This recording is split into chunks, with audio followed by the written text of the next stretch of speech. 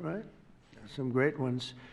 Today you'll hear details from my national security and homeland security teams about the extraordinary historic achievements of this new Homeland Security Task Force since it became fully operational last month in all 50 states. The job they're doing. What we inherited from this past administration is like disgraceful. In a matter of weeks, the task force has made the largest number of arrests of cartel leaders, operatives, and gang members in American history, more than 3,000 and counting. That includes members of the ultra-violent New Generation Cartel, the Sinaloa Cartel, the LNFM Cartel, MS-13 Cartel, and you know MS-13, the gang, and Tren de Aragua, another beauty. That's a group of real garbage we have to deal with, that we shouldn't have to deal with. These are, in addition to the massive numbers of dangerous criminals my administration arrested nationwide since January 20th, numbering over 120,000. It's a record, and 120,000 criminal arrests. Thank you very much. Unfortunately, for 4 long years before I took office, the last administration allowed the cartels and their operatives to frankly take over our country, to freely infiltrate America and all the communities nationwide. Along with transnational gangs, these groups have unleashed more bloodshed and killing on American soil than all other terrorist groups combined. These are the worst of the worst. It should now be clear to the entire world that the cartels are the ISIS of the Western Hemisphere, in addition to their monstrous violence, such as cutting off heads, burning their enemies alive, and burning innocent people alive, too, by the way. The cartels control large swaths of territory. They maintain vast arsenals of weapons and soldiers, and they use extortion, murder, kidnapping to exercise political and economic control. Thank you very much, Joe Biden, for allowing that to happen. Biden surrendered he just surrendered our country to the cartels. Don't worry, it gets better. We're taking it back.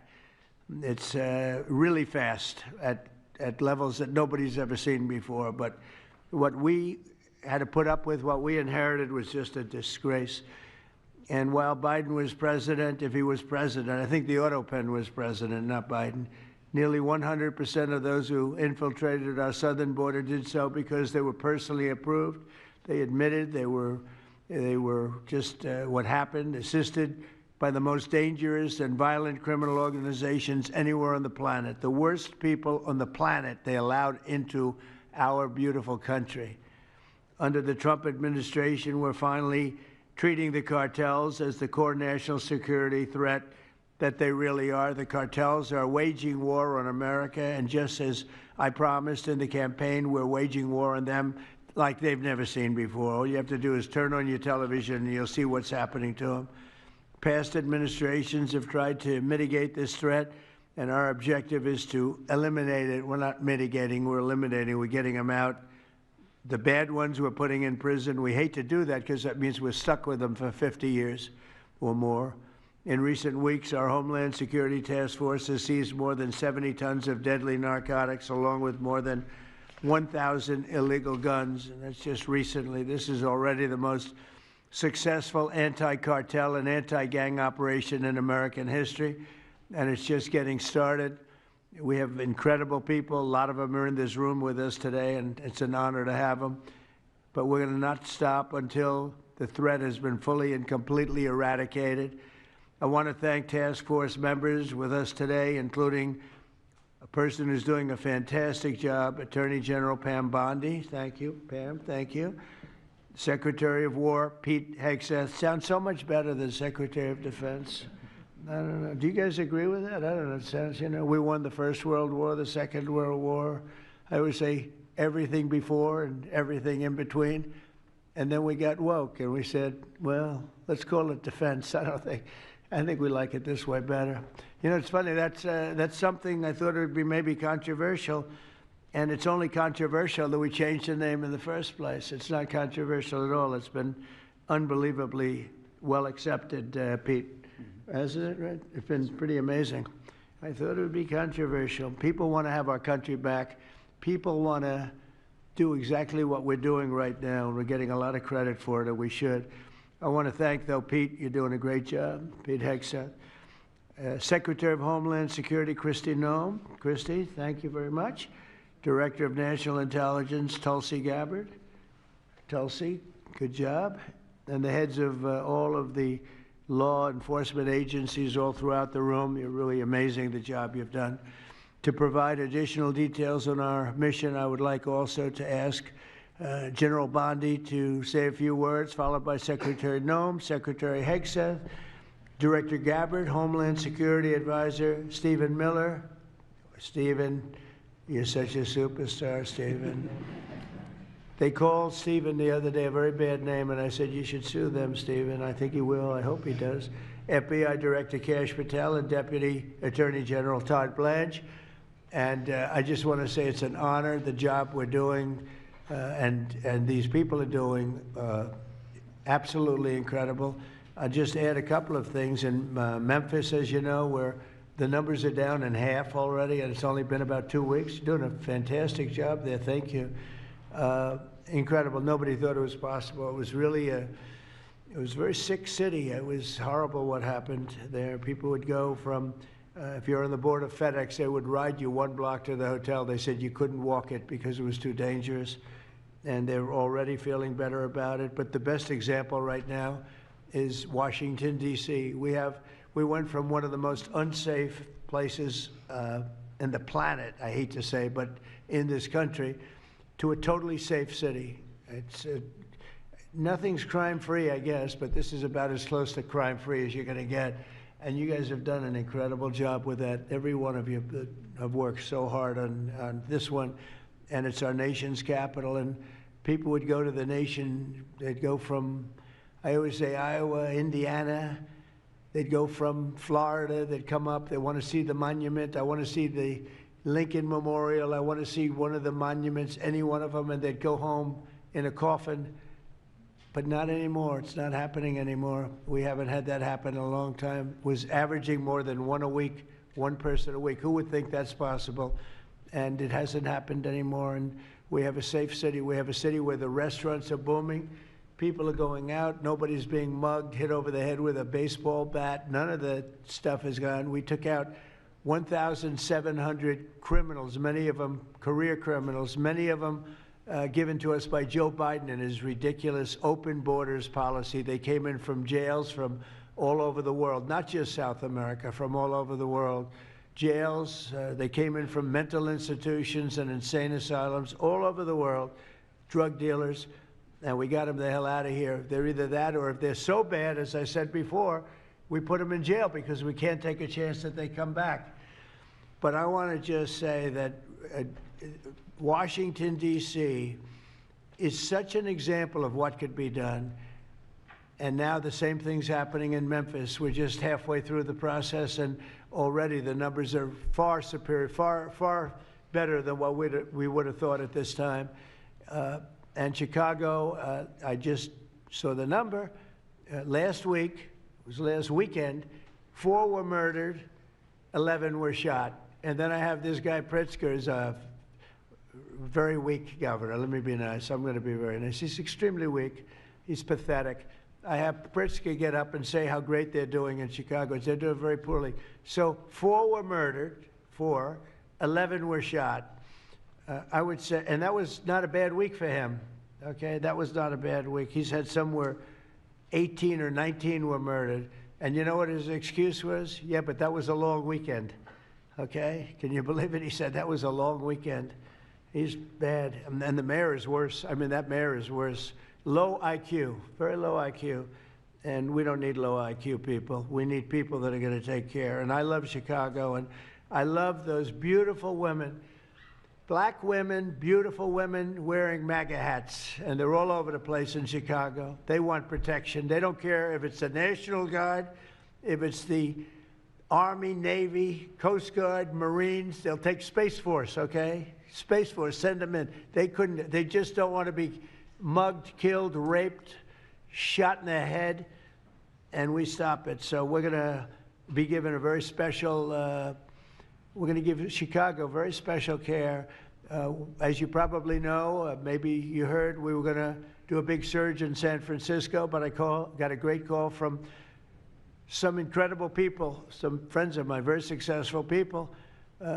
Mark, everybody knows him, and Jensen, everybody knows Jensen, NVIDIA, and others called me from San Francisco, and they said, we're working really, really hard with the mayor, and we're making progress. Would it be possible for you to hold off the surge? And I had 4 or 5 calls, and I think they're making progress of their own. That would be the greatest. I mean, if they could do that, that'd be great.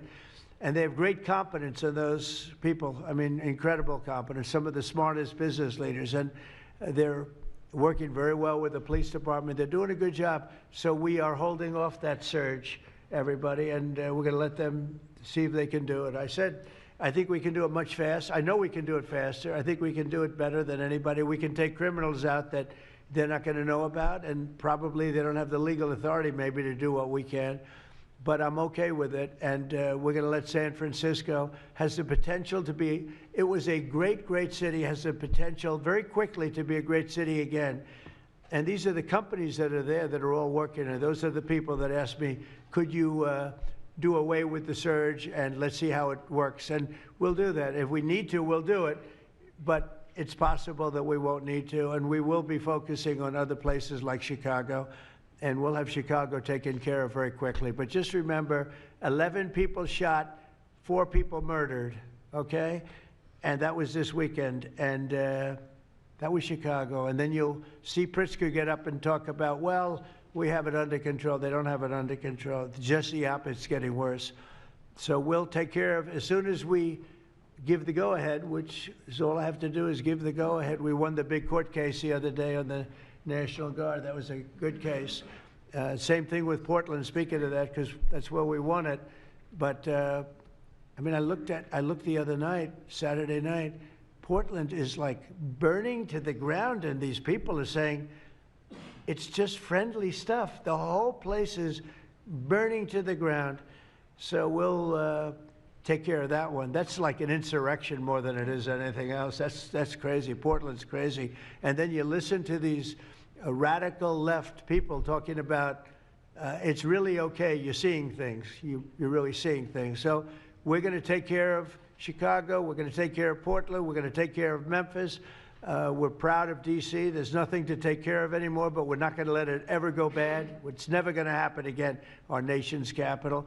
And with that, I'm just going to tell you that Pam Bondi has done a fantastic job. And Pam, would you say a few words, please? Thank you, President Trump, and thank you for your leadership. And this is all about collaboration. And around this table, I'm looking around this table, we all work so well together. I don't think another administration in our nation's history has worked so well together. We talk constantly, Secretary Noem, Tulsi, Pete, constantly, but also all of our agencies working hand in hand, and that's why this is so successful. And these people around this table are working 7 days a week, 24 hours a day, even though the Democrats have tried to shut down the government. Terry Cole, I'm laughing because you're around the clock, you're all over the world. Director Patel, you're unstoppable, what you're doing around this country. Gowdy Serralta, U.S. Marshal, Rob Sakata and Dan Driscoll wearing your ATF hats. Rob, I was on the texting, Todd Blanche and I were on the texting you at 1 a.m. on cases. I mean, that's how committed all of these people are to just keeping all of our citizens safe. And that's what it's all about. And this project is the brainchild of Stephen Miller. And you are doing so much to keep our citizens safe, our kids safe, and get these drugs off our streets. Like the mayor of San Francisco and I are going to be meeting on fentanyl in a few weeks and working hand in hand on that. Secretary Noem spoke to him. But the results of this last month have been historic. As the president said, in the last month, think about this, 3,200, more than 3,200 violent gangs and drug dealers have been taken off the streets. Off the streets. Now, Director Patel and all of these agencies have also been working so hard on getting the leadership. But we are getting all the gang members off the streets and the drug dealers, Sinaloa, CJNG, MS-13, and more, TDA. 91 tons of drugs have been seized as a result of this task force. We try to put this in perspective for you. This would be filling 4 18-wheelers, 4, all the drugs just in the last month that have been taken off the streets. 58,000 kilos of cocaine. Think about a big backyard swimming pool. That would fill 1.5 swimming pools.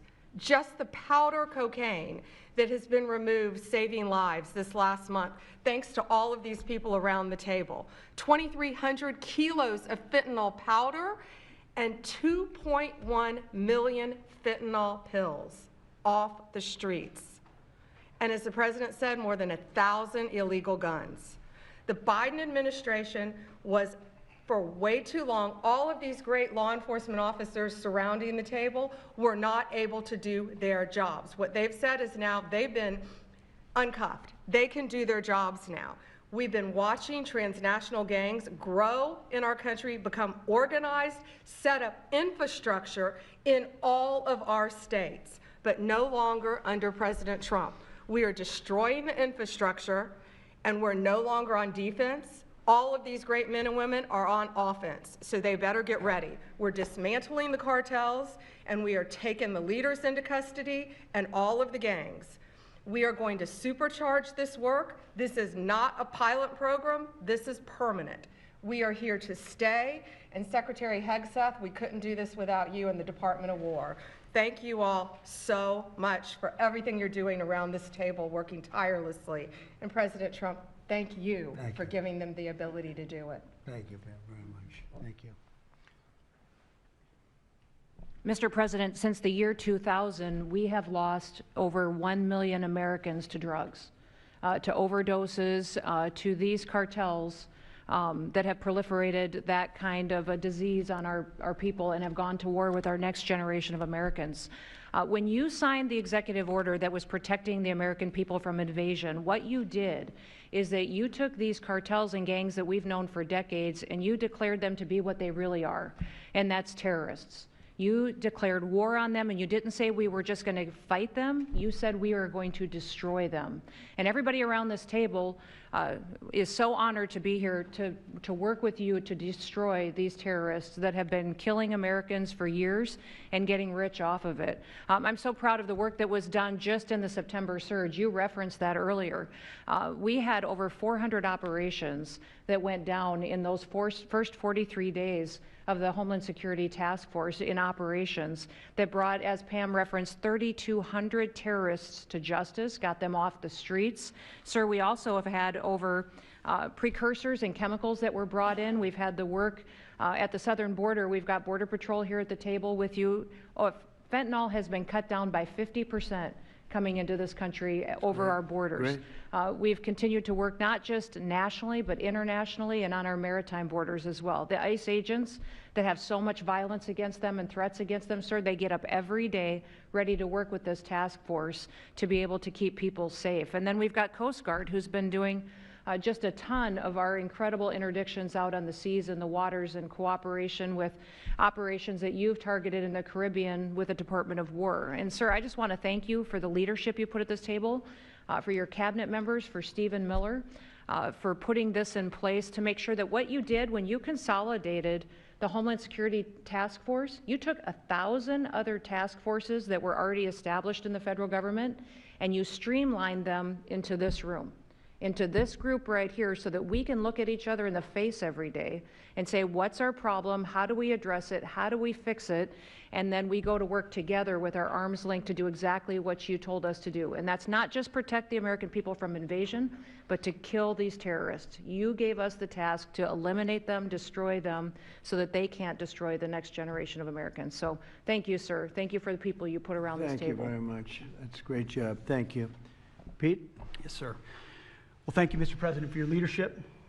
Chief, likewise, Tulsi and Todd and Dan and Pam and Christy and Stephen and Cash. I mean, I could go around the table. From the Department of War, we are thankful and grateful for the incredible effort that your agencies put in. And we could not be more proud to stand shoulder to shoulder with you, not superficially, not kind of over here, but front and center on the Homeland Security Task Force, right there with you. Because our department has spent over 2 decades defending other homelands, And we're very proud to be defending our own. And if you talk to the troops down, say, on the southwest border, Mr. President, morale is sky high and continues to be, because they're proud to be defending their own communities, their own state, and their own country. So when that executive order was signed, the mission was clear: protecting the American people against invasion. And so the Department of War went straight to the southwest border. We still have 10,000 troops there. We have national defense areas. We're standing alongside the Border Patrol, and we've locked that border down, 100% control of the southwest border. You stop the invasion. And then we're proud to be going on the offense, counter-cartel operations. And it's not counter-cartel, as was mentioned. These are designated terrorist organizations, foreign terrorist organizations. Our generation spent the better part of 2 decades hunting Al-Qaeda, hunting ISIS. Well, as the president said, this is the ISIS, this is the Al-Qaeda of the Western Hemisphere. They intimidate, they terrorize, they extort, they poison the American people. The president's right. Every boat we strike is 25,000 Americans whose lives are saved because of the drugs that were headed in our direction. So our message to these foreign terrorist organizations is: we will treat you like we have treated Al-Qaeda. We will find you, we will map your networks, we will hunt you down, and we will kill you. And you've seen that evidence in the maritime domain, whether it's in the Caribbean or in the Pacific with the last 2 strikes. We know exactly who these people are. We know what networks they work with, what foreign terrorist organizations they're a part of. We know where they're going, where they originated from, what they're carrying. And they know we know. And that will soon start to change the calculus of these boats. So the critique of this is, of course, as often is the case, wrong. We know our authorities. It's locked tight. And we're going to treat them like foreign terrorist organizations on the offense. So the Department of War is not going to degrade or just simply arrest. We're going to defeat and destroy these terrorist organizations to defend the homeland on behalf of the American people, making the jobs of law enforcement safer in the process, making the communities of Americans safer in the process. We think it's a very core mission of the Department of War, and we're proud to be here, Mr. President. Thank you very much, Pete. Thank you. Tulsi, please. Yes, thank you, Mr. President. The key reason that you are hearing about these incredible effects is, number one, the team that you've assembled here and the leadership and the tone that you have set, first and foremost, about keeping the American people safe.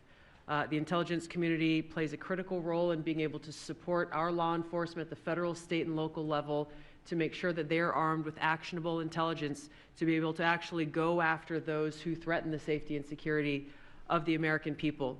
Mr. President, under your leadership, for the first time, there is a newly created National Intelligence Fusion Cell at the Office of the Director of National Intelligence, National Counterterrorism, that has a very simple purpose: to make sure that we have two-way intelligence sharing of actionable information between the intelligence community and law enforcement. I want to talk briefly about 3 successes that we've had just here in the last few weeks, Mr. President, through the success of this interagency fusion cell. Just this last week, our National Counterterrorism Center supported, through actionable intelligence to both U.S. law enforcement as well as Mexican law enforcement, the arrest of a Sinaloa cartel boss, El Plato, in Juarez, Mexico, as well as his top 3 money launderers. In a separate and recent successful interagency operation, NCTC worked closely with the U.S. Marshals Service that led to the arrest of another dangerous Sinaloa cartel member responsible for tracking a huge amounts of cocaine and hundreds of thousands of dollars in this single incident with drug proceeds through his network. And I'll say the last example I'll share is probably the most insidious, was providing intelligence to the Mexican law enforcement that led to the arrest of a CJNG cartel-affiliated baby trafficker called La Diabla. Her whole money-making operation was centered around luring pregnant women, performing illegal C-sections, harvesting organs, and selling newborn babies. Mr. President, it's your leadership that has made all of this possible. I can tell you, in the midst of this government shutdown, our folks, like everyone around this table, are working 24/7 without pay and eager to get after this because they believe in your leadership and the mission that you have presented to them. Thank you, Mr. President. I'll hand this off to Homeland Security Advisor Stephen Miller, the leader of this task force. Let me just say, Mr. President, that this country was going to die without you. This country was going to actually die without you. That's what we were facing in 2024. We've been invaded for 4 years. Our communities were sinking. Our public safety had gone to zero. Cartels were running entire communities. Sex trafficking, child trafficking, labor trafficking was out of control. Overdoses were out of control. The cartels were claiming more and more territory. City services were buckling. This was a country on the verge of dying, and you alone saved it. And when you stepped forward originally in 2016, you started the movement to make America great again. And that means make America great again in every way. And that means safety and prosperity and peace and freedom from cartels and crime and gangs. And your vision and your leadership in declaring war on the drug cartels is the single most successful public safety initiative in American history. And I need the media to understand what President Trump has done.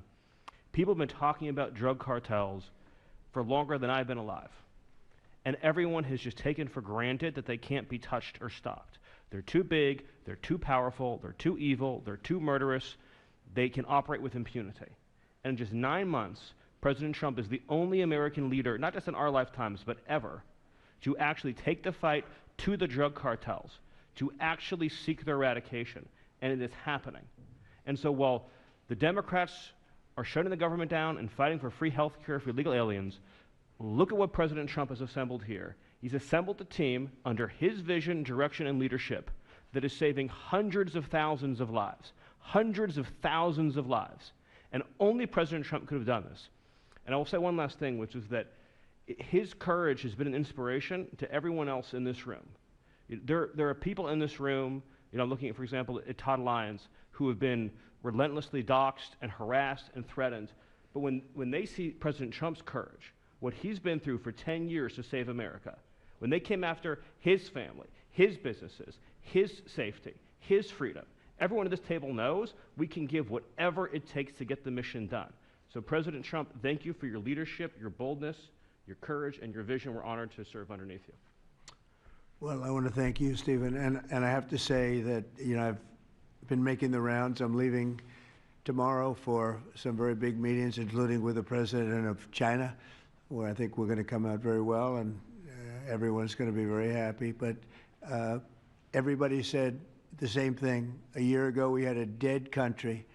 We were a dead country. We really were, in a lot of ways, not just this. We were dead as doornails on this, but we were a country that was in serious trouble and beyond that. And we have the hottest country anywhere in the world right now. The whole world is talking about it. We have the hottest country anywhere in the world. We're going to clear up this crime in our cities. We can do it quickly, too. They showed how quickly we could do it in D.C. It was a real bad place. It was a real mess. Dirty, filthy, disgusting, graffiti all over the place, tents on every ounce of parks that we had. Just disgusting. And I rode around last weekend. I rode around the city. I felt very safe in that car, but, I would have done it without it. I wouldn't need that car so much anymore, I will tell you. But the place was clean. We've started that also, not only law and order, but the cleanliness is important. I think cleanliness is almost a part of law and order. If you see dirty, disgusting streets and potholes all over the place and railings falling down and graffiti all over the marble, beautiful statuary marble columns, those gorgeous columns where they had graffiti, it's all gone. And I think it's a part of it. I really do. I think it's a big part of it. But we have a city that we can be proud of. We're going to be that way with every city we have. That's why with San Francisco, I wish them luck, but we could do it so much faster. I told the mayor, I love what you're doing. I respect it, and I respect the people that are doing it. They're the biggest people in the country. They're the biggest people in the world. A lot of the high tech. Some people like them, some people don't, but they're smart, and they want to do it. And I said, I am so honored to let you do it. And if it doesn't work out, we'll do it for you very quickly. But I just want to thank the people around this table are amazing. Cash, please go ahead. Mr. President, I'll just keep it short, but I think what the media should realize is the amount of courage it takes to do this. And you led that mission. You led it during your campaign, and you brought it to the American people. I think the media should focus on some of these numbers the Attorney General just riled off. Those aren't numbers, those are lives. Lives saved by the millions, Enough enough fentanyl to kill over 200 million Americans, gone. evaporated off our streets permanently. Your vision to safeguard American freedoms and our children and our future is the most courageous thing I've ever seen a president of the United States ever do. And your ability to marshal it out in 8 months, these statistics would have taken other administrations decades. And the partnership that you see around the table, I just want to, sum it up with the following. When I call these folks around the table, when I call our state and local law enforcement partners who have been absolutely critical to this mission, when Stephen Miller called me and said, we're going to create the Homeland Security Task Force and the FBI and DHS are going to co-lead it, I said, absolutely. The country's been yearning for this and needing it. And the one thing I see different than any other administration is when I call these people, they pick up. I don't get a voicemail. When I make an ask, they answer, and the same is true. And so the FBI is playing a pivotal role in your administration in helping lead out this mission, and Stephen's vision has finally come to life. And instead of attacking the people at this table, maybe the media should go out there and talk to the lives that have been saved forever and the communities that have been safeguarded, because it takes courage to do that. It takes courage to implement that plan, and it takes a president and President Trump to put a leadership team like this together. We are actual friends, and I know the media doesn't want to call us that, but we do that. We do hang out. We do work together. It's a 24/7, 365 mission that doesn't turn off, Mr. President, and as Stephen said, we're inspired by your leadership, and this country's thankful for these 8 months, and I can't wait to see what the next 4 years looks like. Thank you very much. Thanks, Cash. Great job. Todd, please. Thank you, Mr. President. The number that I think matters, over 3,266 terrorists have been taken off the streets in 2 months. And for each of those arrests, there's anywhere from between 4 to 20 law enforcement agents, federal, state, and local, executing those arrests. And that means every one of them are putting their lives on the line to make these arrests, to make our communities safer. And so what I will say to them is thank you, but also what I will say to them is that to the extent that there are politicians, as recently as today, suggesting they are doing something wrong. We have governors, district attorneys, mayors, and even congresswomen suggesting that our federal law enforcement and the state and local law enforcement that are helping them are doing something wrong. That is disgusting and something that we will not tolerate. That every day Attorney General Bondi and I talk with all of our partners, making sure that they know that if any one of our federal agents, our state or local agents working under the HSTF banner are even touched by any of these terrorists or rioters, they will be prosecuted to the fullest extent of the law. When politicians aid these terrorists by trying to give them comfort or protection or suggesting that somehow our men and women are doing the wrong thing, same problem.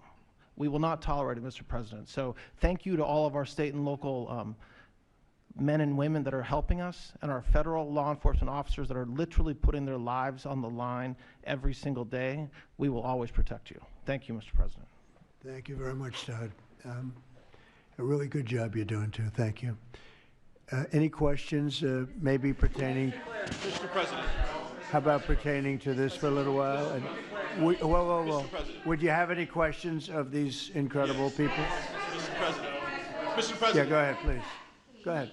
Mr. President, thank you. Mr. President, thank you. Good to see you. If I could just ask both of you, including Secretary Hegseth, there's reporting the U.S. just sent B-1 bombers near Venezuela to ramp up some military pressure there. Is that accurate, and can you tell us more about that mission? No, it's not accurate. No, it's false. But we're not happy with Venezuela for a lot of reasons, drugs being one of them, but also they've been sending their prisoners into our country for years under the Biden administration. Not anymore. We have a closed border. We had actually nobody for the last 4 months, I guess 5 months. They report nothing. They report zero. I don't know if that can be possible, but we'll accept it, right, fellas? But we have closed borders. We have people coming into our country, but they only come in legally. We have the strongest borders we've ever had. We might have the strongest borders of almost any nation right now, and that's a big difference from what it was 2 years ago when everybody was pouring in. But we're very unhappy with Venezuela because of what they've done. They've emptied their prisons into our country. Nobody can do that. Only a stupid person would have accepted it. And that's what we had running our country, very stupid people.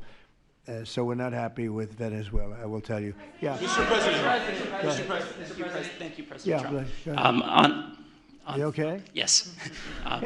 On fentanyl, I'm saying we're going to lose Sorry him. about that. On We fentanyl, have some President Trump. good medical help right over there. That's all right. On fentanyl, according to CDC data, nearly 330,000 Americans died over the past 5 years from fentanyl. That's 1 in every 1,000 Americans who died. It's more than that, but that's all right. Yes, It's I more. know you think it's I'll even more. I'll be discussing that with President Yes, Xi. so that's actually my question. I figured it I was. was wondering, since it mostly comes from China and has caused such carnage in the U.S., Yeah. what are you going to say to convey the seriousness? And also a second question for you or Secretary Hegseth. Is there any evidence that China is now smuggling fentanyl through Venezuela to bypass U.S. and Mexican port controls? They are doing that, yes. But they are paying right now a 20% tariff because of fentanyl. That's billions and billions of dollars that they're paying. We're actually, on November 1st, the tariff on China goes to 157%, which is record-setting territory. And we don't want that because it's not sustainable for them. They can't sustain that. We don't want them to have to go through that. So I'm meeting with President Xi, and I would say we have some big issues, like with the farmers and various other things, but the first question I'm going to be asking him about is fentanyl. And if you think about it, they make $100 million. Think of this. They make $100 million selling fentanyl into our country, $100 million. They lose $100 billion with the 20% tariff. So it's not a good business proposition. It's $100 billion approximately that they have to pay.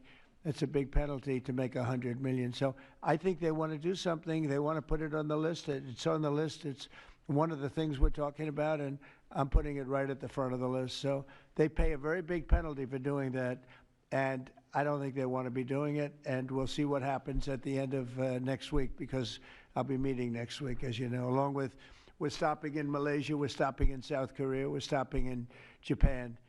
I'm meeting with President Xi actually in South Korea. So it'll be the first thing on the list. Yeah, please. Yes, Mr. President, on the drug boats, sir, has there been any discussion about capturing one so that you can show the amount of narcotics? We know everything about them. Yeah, Jennifer. We know everything about them. We know where they're coming from, who they're coming with, generally who's in the boat. I'll let Pete discuss it a little bit, but they have incredible intelligence. And usually when you see 5 engines, I've never even seen that before, but when you see 5 engines on a boat going about 65 miles an hour, loaded up with white powder in silver cases, generally speaking, that's not a good sign. They're not going fishing, right? And you don't see any fishing rods, right? So, Pete, I'll let you discuss that a little bit, please. Well, yes, sir. Likewise, generally you don't see fishing in submarines either, sir. So the U.S. military, as I mentioned, nobody better in the world at mapping networks, identifying who's connected to who inside terrorist organizations. It's just the media is used to hearing that when it pertains to Afghanistan and Iraq and ISIS and Al-Qaeda. But if you reframe how you understand the world in our own hemisphere, that's exactly what these foreign terrorist organizations are. And so we will track them, we will map them, we will network them, and we will hunt them and kill them because they're trying to and they are killing and poisoning the American people. And inside that, we have all the license necessary, all the authorities necessary to take these kinetic strikes, and we'll continue to take them. And we've been, just to add, because I think it's important, we've been capturing them for years. It's not like, gee, let's capture one. We've been doing that for years. For 25 years, we've been doing it. Not at a level like we're doing it now. I mean, just with the hits we're hitting, but we have much more intensity than any administration's ever had. But we've been capturing these boats for years, and they get back into the system, and they do it again and again and again, and they don't fear that. They have no fear. The thing I can tell you right now, it's very hard to find any floating vessel right now on the Pacific or in the Gulf, and I would like to call it by its official name, the Gulf of America, another little triumph of the Trump administration. I said for years, I said, why do we call it the Gulf of Mexico? It's 93%, the shoreline is 93%. All right, so I never understood that, so I made that change. I never realized how easy that was going to be, other than, I guess, AP fought us in court, and the judge said, but that's the name. And actually, they were sort of semi-prohibited from even covering us after that. It was pretty amazing. But we have the Gulf of America, and there are very few boats, very, very few boats. Not even fishing boats, to be honest. I don't want to do that to the fishing industry, but it's been so effective. And our sea drugs, as they call them, they use the term sea drugs, the drugs coming in by sea, are like 5% of what they were a year ago, less than 5%. So now they're coming in by land, and even the land is concerned because I told them that's going to be next. You know, the land is going to be next, and we may go to the Senate, we may go to the, Congress and tell them about it, but I can't imagine they'd have any problem with it. I think, in fact, while we're here, I think it's a good idea, Pete. You go to Congress, you tell them about it. What are they going to do? Say, gee, we don't want to stop drugs pouring in. They're killing 300,000 people a year. I think that's the real number, 300,000 people a year. So between that and my discussion with President Xi, I think we have never made progress like we've made. The sea drugs are almost dead, and they can't come in that fast from the land. And the land drugs are much more dangerous for them. It's going to be much more dangerous. You'll be seeing that soon. So that's the way it is, yeah. Go ahead, please. Yeah, go ahead, please. With the glasses, go ahead.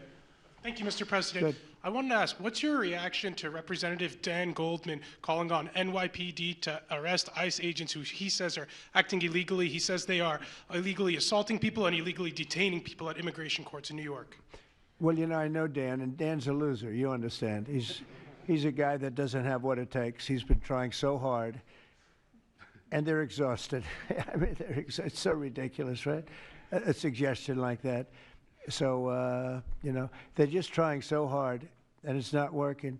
They've even now started imitating me, of all people. They want to imitate me, and they start using foul language, but they use too much of it. You can't use the F word 7 times in one sentence. It doesn't work. It might work once every 7 news conferences, but you can't do it. You can't do it 7 times in one sentence. So I don't know. They're really they're in big trouble, that party. Go ahead. Mr. President. Some alleged smugglers have survived some of these recent strikes and been sent back to their home country. If they're terrorists, why not just arrest and detain them? Go ahead. 2 points on that. First, when I served in Iraq in 2005 and 2006, we used to, in sort of a gallows humor way, talk about the Iraqi catch and release program, the reality that we would catch a lot of people, hand them over, and then they would be recycled back through, and we'd have to recapture them or attack them again. And that's why changing the dynamic and actually taking kinetic strikes on these boats ought change the psychology of these foreign terrorist organizations. To those 2 that survived the shot on the semi-submersible, think again, compared to Iraq and Afghanistan, the vast majority of people that we captured on the battlefield, we handed over to the home country. Did we always like how it shaped out? Sometimes we did, sometimes we did not. But 99% would go to the Afghan authorities or the Iraqi authorities. So in this case, those 2, they were treated by American medics and handed immediately over to their countries where they came from, hopefully to face prosecution, which is a very standard way of handling something like this. And you'll do that with future survivors, anyone else who survived? We've got protocol of how we'll handle it. Mr. President. Not that guy, he's so hopeless. Go ahead. Go ahead. Yesterday, there was a vote at the Knesset on annexing the West Bank. Do you see it as a challenge to your peace efforts? Could you say that louder, please? Yes, yesterday there was a vote at the Knesset in Israel on annexing the West Bank. Do you see it as a challenge to your peace efforts? Will you answer that, please? Because I cannot understand the words you're saying. Where are you from? Where are you from? You're from France. Beautiful accent, but we can't understand what you're saying. Huh? She said a vote at the Knesset on the West Bank. The West Bank is, don't worry about the West Bank. Israel's not going to do anything with the West Bank, okay? Don't worry about it. Is that your question? They're not going to do anything with the West Bank. Don't worry about it. Israel's doing very well. They're not going to do anything with it. Yeah, please, go ahead.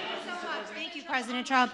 Are there any safeguards in place to protect Americans from fentanyl and cartels when you leave office in 2028? Any protocols that could be put in place in case a future administration comes in that wants open borders? And I also have a question for the Secretary of War as well after your answer. Well, the biggest thing we can do is make sure they don't come in, because open borders, they would destroy. It's amazing that our country is even surviving with what we went through, coming in by the millions and coming in from the wrong places. You know, I know all these people that run these countries, and they're smart. They're very street smart, and they're not sending their best, you know. They're not sending, they're taking them out of their prisons and their mental institutions, as I say over and over again. They're the drug dealers, they're the drug addicts, they're people that don't work. I mean, the best of them are people that don't work. They don't work. They're on welfare, their form of welfare, which is tiny. You know what their form of welfare? They give you a piece of paper. But they want people that work. They don't let those people come out because they want those people. You know, they cherish those people. Those are the people that make their country run. They give us all of the people that don't work and are murderers. 11,843 murderers came in.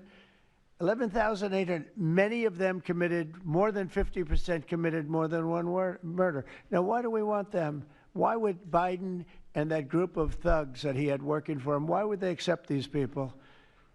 Why would he accept? Nobody understands it. You know, they say maybe they wanted the vote, but I did great with the Hispanic vote, but these are people from all over the world.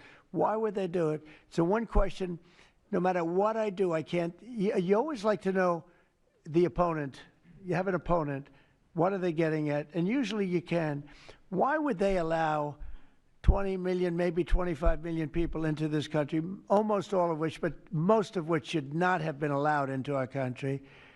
It's one of the great enigmas. What they've done to this country should never be forgotten. In history, should never, ever be forgotten. And now it looks like we're going to have a communist mayor in New York. That'll be a lot of fun. But remember this.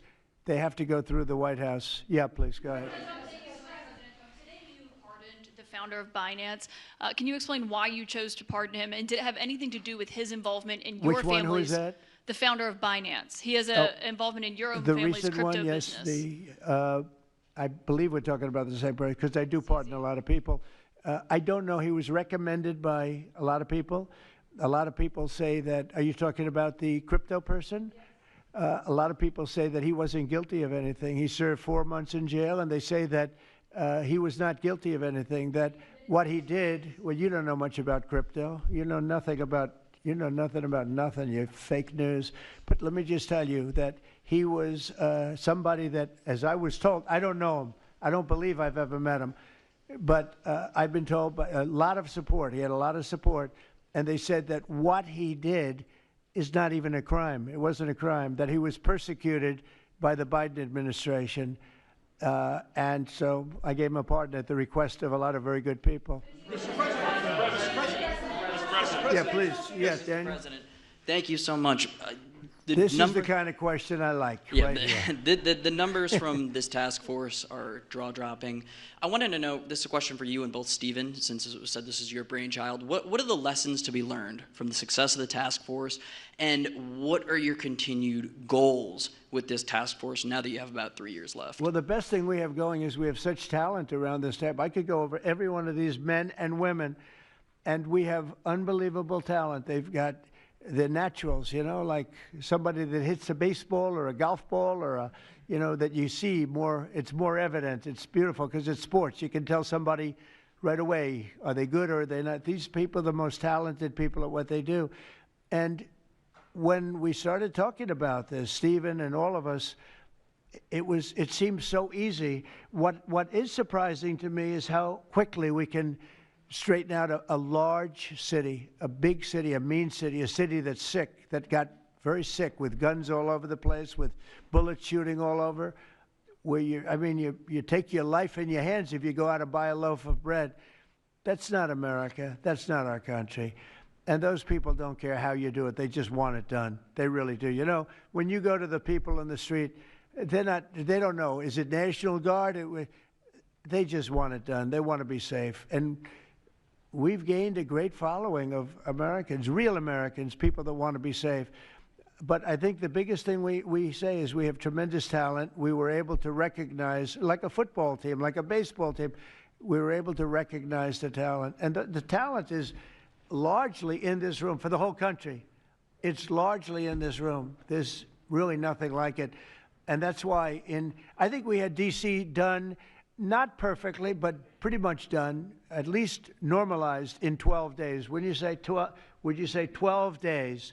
On the 12th day, it felt different.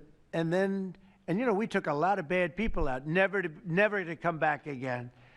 Then most of them never to come back again. But there's great talent, and there's also great courage. I've been watching what goes on, and then you have the radical left lunatics, and what's that all about? I mean, they're fighting us because we want to stop crime.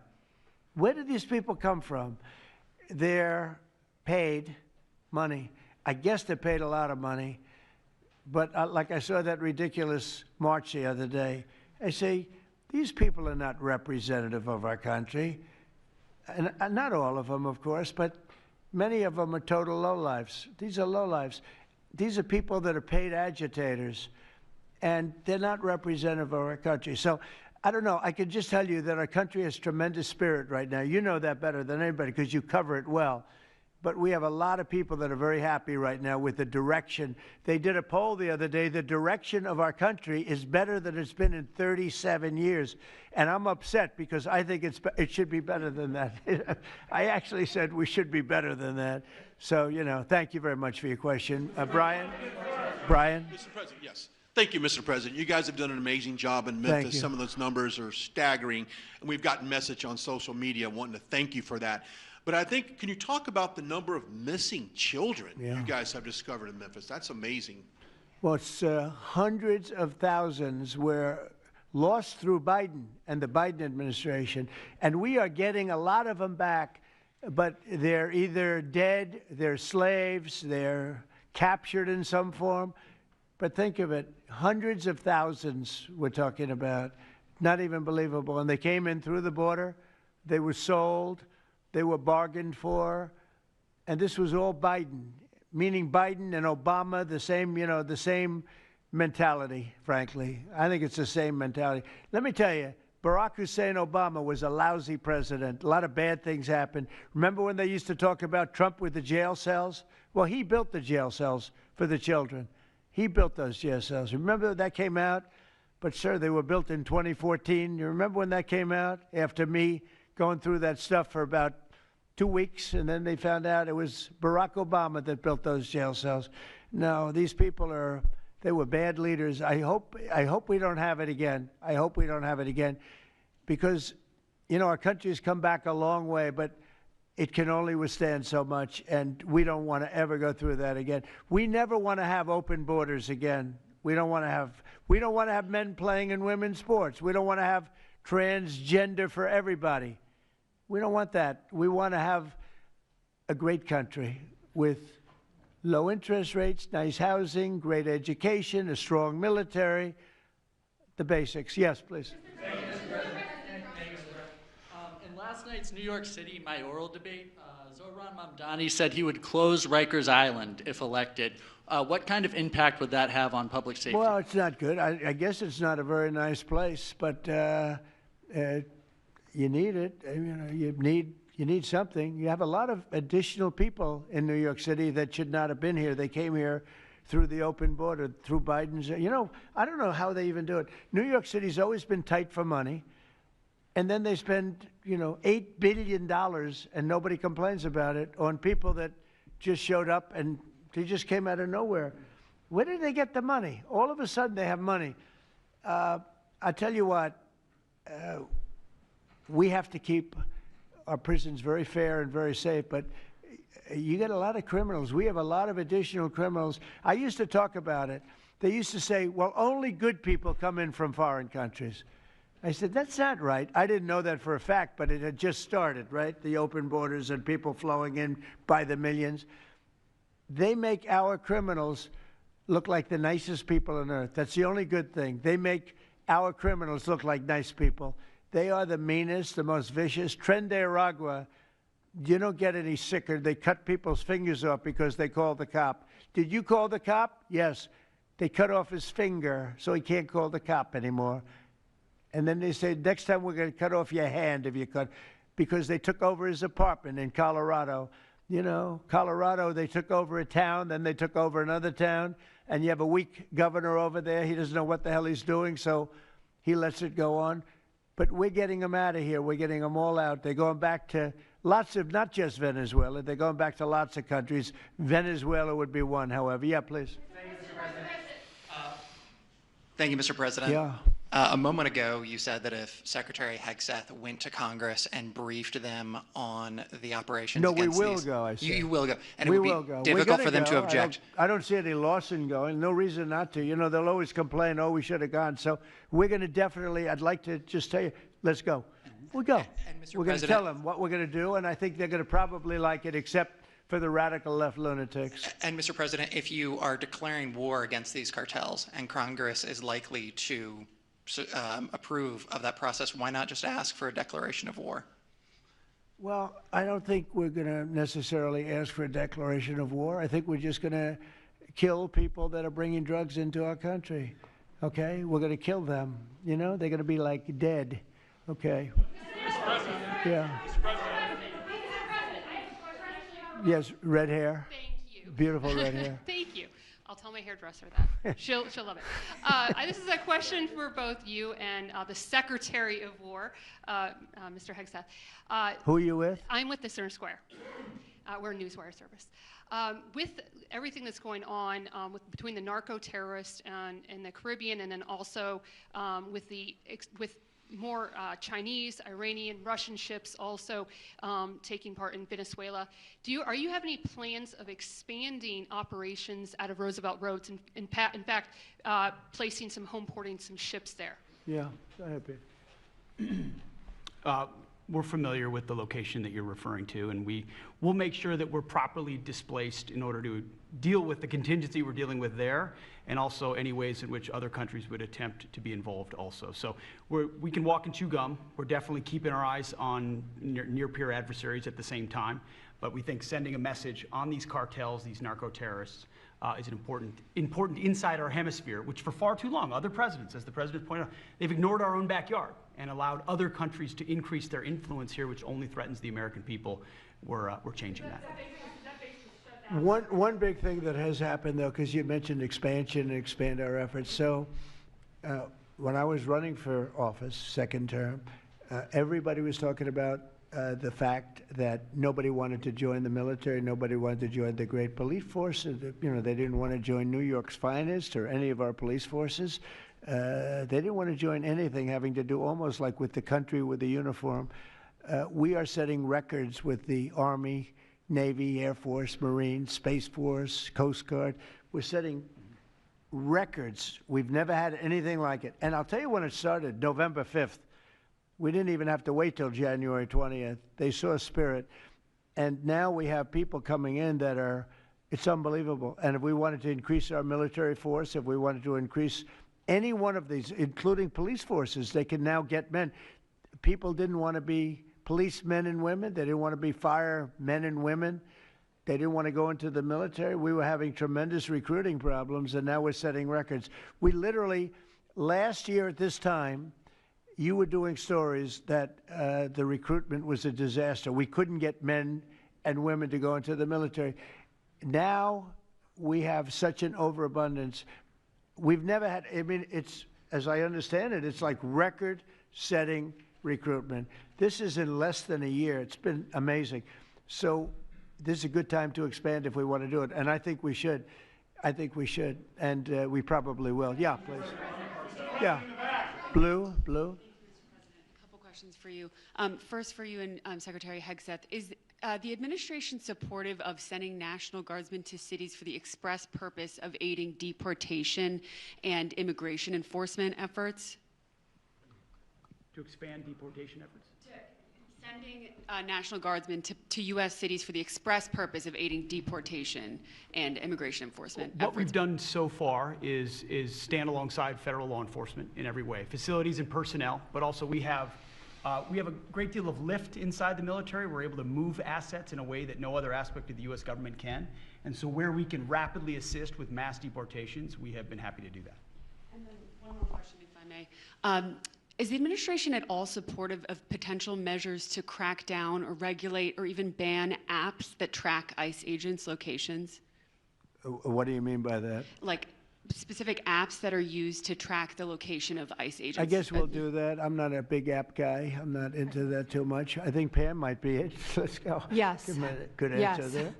Yes. These organizations, President Trump, are coming in and they're apps to track our federal law enforcement officers, and it jeopardizes their lives, where they're going to be, their location. And we've actually been working really well with the tech companies who have been cooperating because they don't want our law enforcement officers to get injured. So yes. Well, I mean, I see it with ICE, where they're having, you know, where they define where they live, who they are.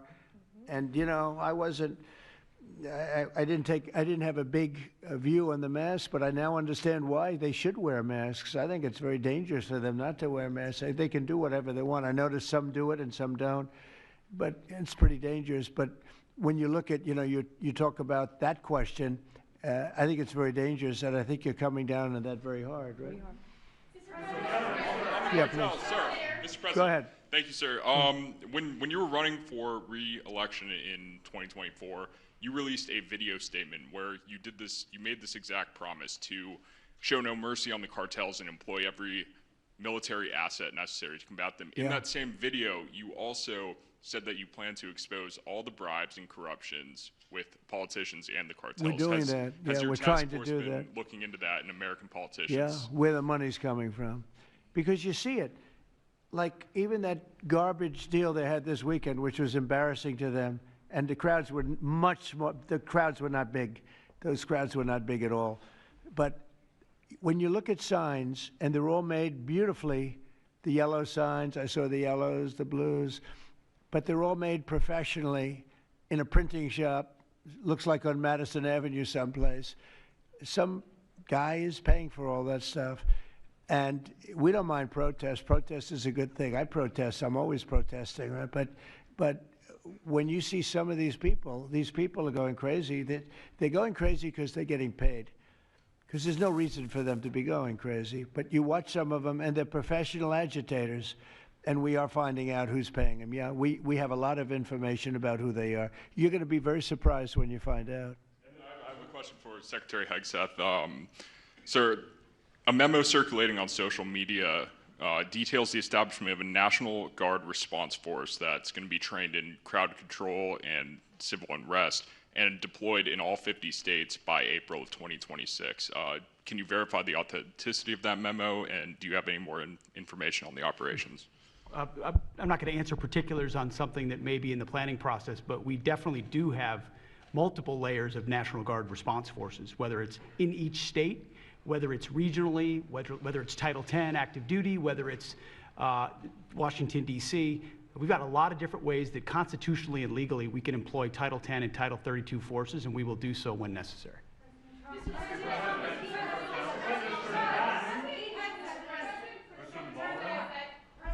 you. President Putin basically said today that Russia is immune from U.S. sanctions. He said that it would not impact the Russian economy in any serious way. Is he good. wrong? I'm glad he feels that way. That's good. I'll let you know about it in 6 months from now. Okay, let's see how it all works out. Yeah, go ahead, please, Blue. One about the shutdown. I'm Taylor Poplars with Spectrum News. The same day you established this task force back on January 20th was the same day you pardoned the January 6th defendants. Yeah, very proud of that. Yeah. Just last weekend, one of them was charged with allegedly threatening to kill House Minority Leader Hakeem Jeffries. And a big theme of this task force has been allowing law enforcement to do their job and holding accountable people who go after law enforcement. Do you worry that your actions back on day one undermine what this task force is trying to accomplish? No, you have thousands of people that we're dealing with, and you know, if one goes haywire, look at what this guy in Virginia said, where he wanted to kill his opponent. He's going to kill his opponent. He's going to kill his opponent's children and I think wife, and he continues to run. And the Democrats continue. He's running for Attorney General in Virginia. Look what he said. So now, do you think all Democrats should be prohibited from living anymore? I mean, think of what he said. He's going to kill his opponent, and he's going to kill the children of his opponent, and I think the wife. I said, this guy's sick. That is a sick guy. And how do you vote for somebody like that? But I don't view that every Democrat would say that, because not every Democrat would say that. So you can't, you could have one person, but I don't know of the incident. I can say we're very proud of what we did. We had the courage to do something that should have been done. The problem sometimes the Republicans are too nice. They're a very nice party. The Democrats play a much dirtier fight. It's amazing. You go after dirty cops like Comey, and you go after, these are dirty cops. Letitia James is a dirty cop. You go after these people and they say how horrible you are, and yet I got indicted 5 times and impeached twice. Nobody says anything about that.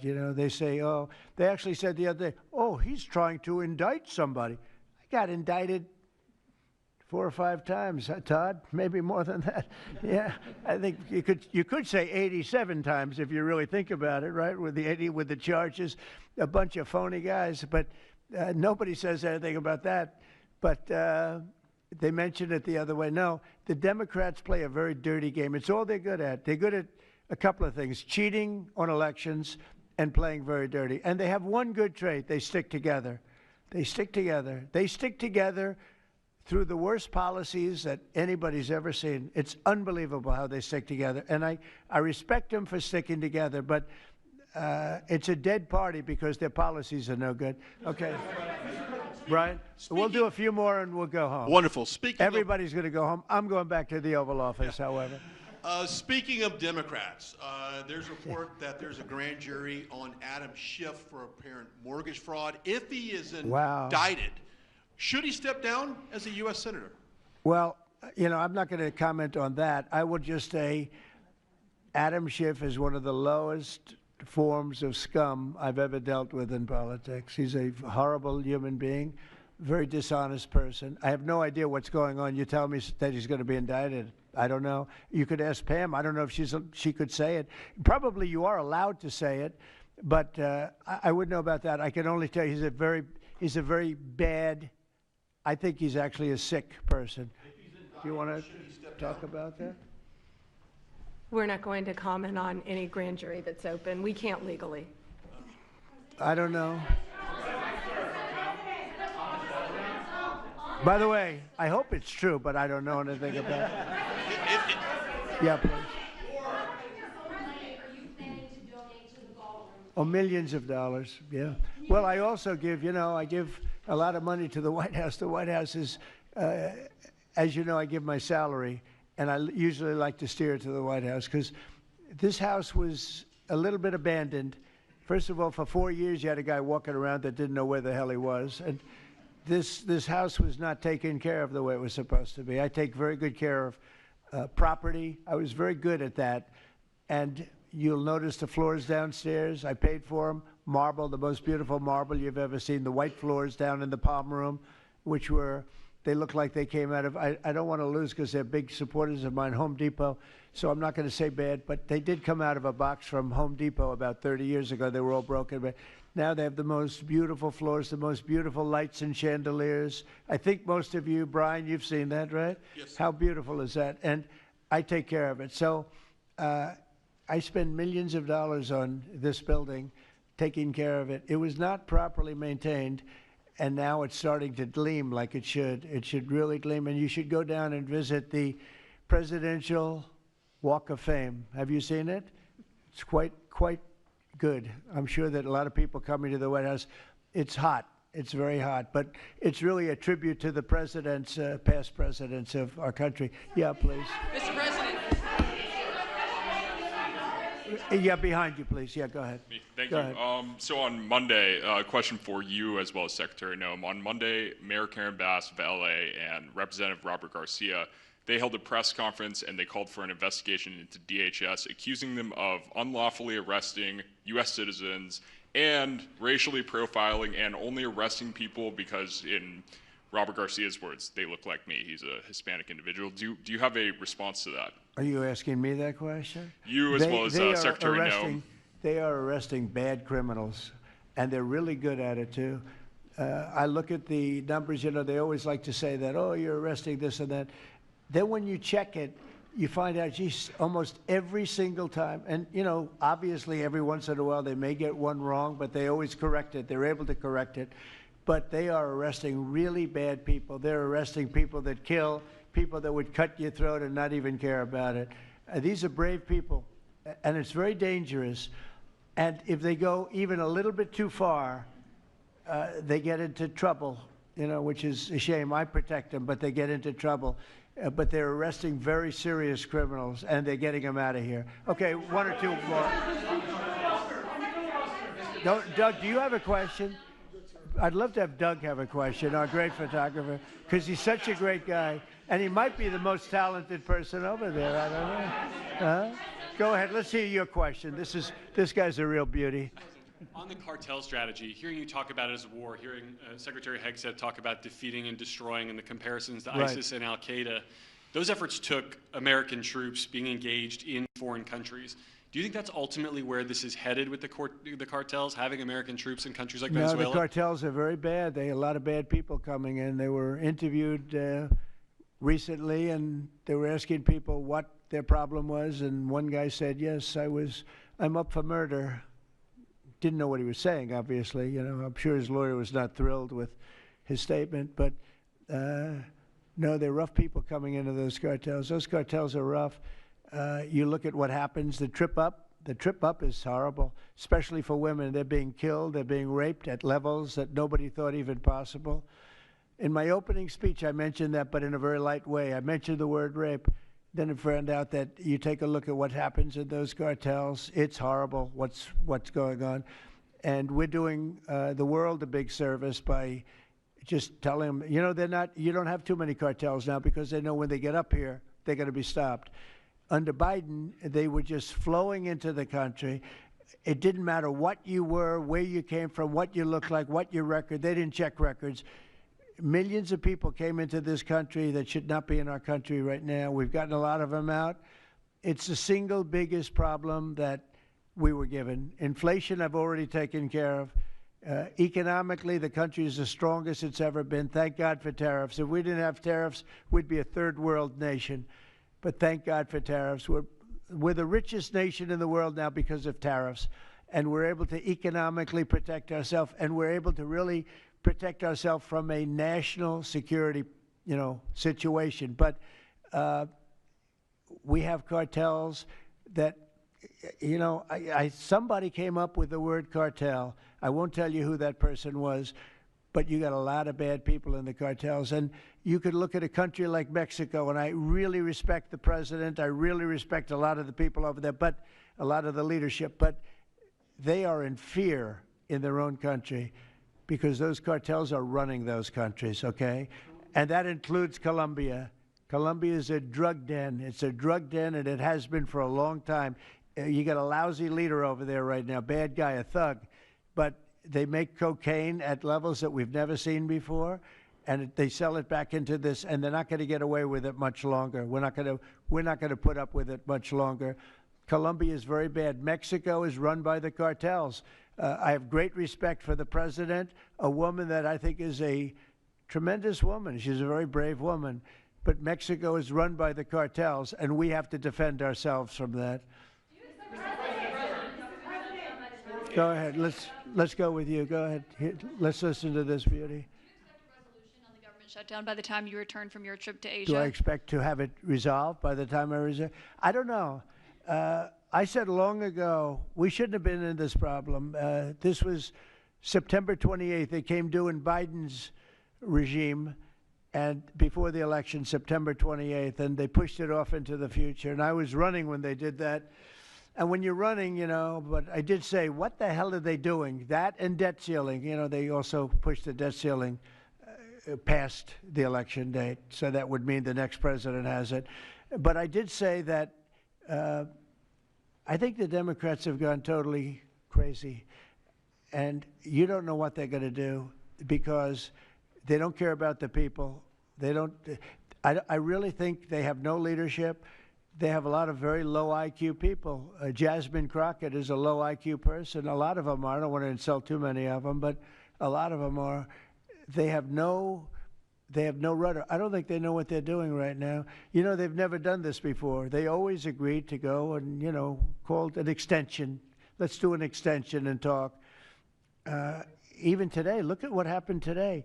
They wouldn't even, they don't want to pay the people that have worked. And, you know, this was supposed to be sort of, this was a test. And they wouldn't pay the people that have been working. They said, no, no, we don't want to pay them. This is all the Democrats.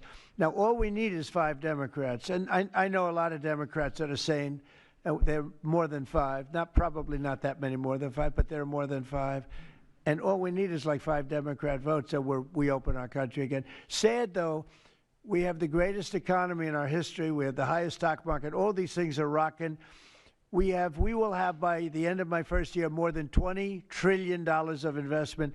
The all-time record is $3 trillion. I think it's China. We're going to have $20 or $21 trillion. We've never had anything like it coming in because of tariffs. The money pouring into our country, the plants that are opening, AI, automobiles, everything. And the Democrats want to close our country. They're really, you know, they say deranged. They are. They suffer. I guess it's Trump derangement syndrome, which I think is going down now as an official condition by the doctors. I think they get paid extra money if they handle it because it's more difficult to handle than a normal mental disease. But you know what? They really should approve an extension, get the country back to work, get the people paid. And, you know, it's very simple. You can't, you just don't know what's going on. There's something wrong with them. Yeah, it's sad, actually. Have you raised the full $300 million needed to fund your? Have you raised the full $300 million needed to fund your ballroom? And how much specifically are you donating to this construction project? I think $350 million. All donor money and money that we put up. We've raised. It's going to be. It's going to cost right in the neighborhood of $300 million. It's been expanded and made absolutely. It'll be the most beautiful ballroom anywhere in the world, I think. And how much specifically are you donating to it personally? How much am I donating? I won't be able to tell you until I finish, but I'll donate whatever's needed. I'll tell you that. Do I have a name for the? I won't get into that now.